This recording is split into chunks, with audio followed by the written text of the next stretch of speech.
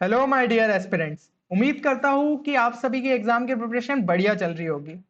तो कुछ टाइम पहले ही मैं आपके लिए एक वीडियो लेके आया था जिसके अंदर हमने देखा था जेईई मेंस 2021 का एक ऐसा क्वेश्चन जो कि स्टूडेंट्स को परेशान कर रहा था उनकी शिफ्ट के दौरान। उन्हें लग रहा था कि ये जो क्वेश्चन है उनके सिलेबस से ही नहीं है और आउट ऑफ सिलेबस पूछ लिया गया है, बट हमने देखा था कि कहीं ना कहीं वो सिलेबस से ही कनेक्टेड था और आपको उस क्वेश्चन को किस तरीके से अप्रोच करना था। तो आज भी हम इसी टाइप का जो है एक क्वेश्चन देखने वाले हैं जो कि आपकी जुलाई शिफ्ट के अंदर आया था।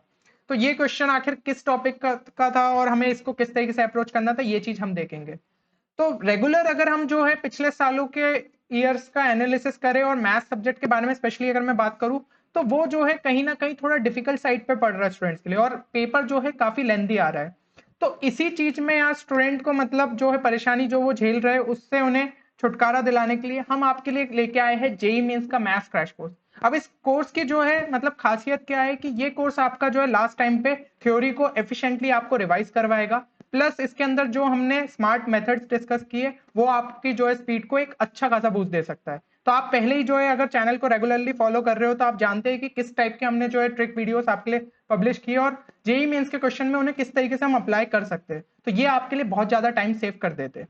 चलिए अब हम देखते हैं उस क्वेश्चन को। तो ये क्वेश्चन आपसे पूछा गया था 20 जुलाई शिफ्ट टू 2021 के अंदर, ठीक है। और इस क्वेश्चन को अगर हम देखें तो क्या लिखा है, consider the following three statements if 3 + 3 is equal to 7। ठीक है, अब तो स्टूडेंट्स यहीं पे कंफ्यूज हो गए थे कि भाई 3 + 3 7 कैसे हो सकता है। चलो फिर अगली स्टेटमेंट पढ़ते, 4 + 3 इज इक्वल टू 8। तो ये भी जो है अटपटा सा लगा। फिर ऑप्शन बी मतलब जो बी स्टेटमेंट है वो अगर हम पढ़े, if 5 + 3 equal to 8 then earth is flat. तो यहाँ पे कुछ समझ में नहीं आ रहा है, एक तो जो है थोड़ा अजीब सा रिलेशन दिया है, फिर अर्थ इज फ्लैट के बारे में बात हो रही है, तो स्टूडेंट्स जो है पूरी तरीके से कंफ्यूज हो गए थे। फिर यहाँ पे एक और चीज आ जाती है कि आधे तो लोग उसी पे लड़ते हैं कि अर्थ फ्लैट है कि राउंड है। तो यहाँ पे जो है क्वेश्चन काफी ज्यादा कंफ्यूजिंग हो गया था। अब अगर जिन लोगों को जो है मैथमेटिकल रीजनिंग उन्होंने अच्छे से देखा है तो उन्होंने कहीं ना कहीं ये स्टेटमेंट के बारे में उन्हें पता होगा, इफ और देन स्टेटमेंट। तो ये जो क्वेश्चन था ये आपका आउट ऑफ सिलेबस नहीं था बल्कि इफ एंड देन स्टेटमेंट के कॉन्सेप्ट को ही यूज कर रहा था, जो कि आपके मैथमेटिकल रीजनिंग चैप्टर से रिलेटेड है।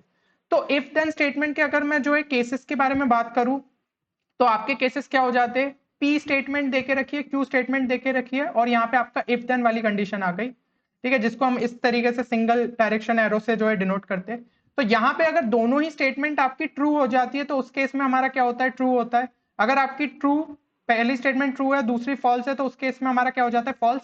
सिर्फ इसी केस में जो है हमें फॉल्स मिलता है, बाकी सारे केसेस में हमारा ट्रू आता है। तो अगला केस क्या हो जाएगा, फॉल्स ट्रू। तो यहाँ पे भी जो है ट्रू मिल जाएगा और लास्ट वाला हो जाएगा फॉल्स फॉल्स। इस केस में भी हमें ट्रू मिल जाएगा। तो ये अगर ट्रुथ टेबल आपको पता थी तो ये क्वेश्चन आपसे हो जाता। अब देखो, if 3 + 3 equal to 7 then 4 + 3 equal to 8। इसका मतलब क्या लिखा है, 3 + 3 इक्वल टू 7, हमें पता है कि स्टेटमेंट क्या है, फॉल्स है। और दूसरी अगर मैं स्टेटमेंट के बारे में बात करूं, 4 + 3 इक्वल टू 8, तो ये भी फॉल्स है। यानी पी और क्यू दोनों अगर हमारी फॉल्स है तो क्या हो जाएगा, ये आपका ट्रू दे देगा। तो ए स्टेटमेंट जो है वो आपकी क्या हो जाएगी, ट्रू हो जाएगी। सेकेंड अगर अपन बी स्टेटमेंट को देखें तो 5 + 3 इक्वल टू 8, ये वाला क्या हो जाएगा, ये केस हमारा हो जाएगा ट्रू। और देन अर्थ इज फ्लैट, तो अर्थ जो है वो फ्लैट नहीं होता, साइंस के हिसाब से जो है अर्थ इज राउंड। तो ये वाली भी हमारी क्या हो जाएगी, ये हो जाएगी हमारी फॉल्स स्टेटमेंट। तो ट्रू फॉल्स वाले के लिए हमने देखा कि हमारा फाइनल केस क्या बन जाता है, फॉल्स। यानी कि आपकी जो बी स्टेटमेंट है वो हमारी क्या हो जाएगी, फॉल्स। अब अगला केस क्या देके रखा है, if both A and B are true then 5 + 6 equal to 17। तो if both A and B are true, क्या हमारे ए और बी दोनों ट्रू है, नहीं, ए जो है वो ट्रू है और बी जो है फॉल्स है। यानी कि ये जो वाली स्टेटमेंट हो गई, if both A and B are true, ये हमारी सिंपली क्या हो गई, ये हमारी फॉल्स हो गई। और 5 + 6 इक्वल टू 17, तो ये भी जो है सिंपली फॉल्स होता है। तो दोनों अगर पी और क्यू फॉल्स हो गए तो उस केस में हमें क्या मिल जाएगा, हमें सिंपली ट्रू मिल जाएगा। तो यहां पे आपका फाइनल आंसर क्या आ जाएगा कि A and C are true while B is false. तो इस तरीके से आपका आंसर निकलता। अब जनरली स्टूडेंट्स को ट्रुथ टेबल पता हो रहती है, सब पता रहती है, बट उन्हें स्टेटमेंट से कनेक्ट करना नहीं आता है। तो ये चीज आपको ध्यान में रखनी थी, ठीक है। ये एक बढ़िया क्वेश्चन था और कुछ स्टूडेंट्स ने जिन्होंने गलतियां करी उनके कारण उन्होंने अपने मार्क्स खोए।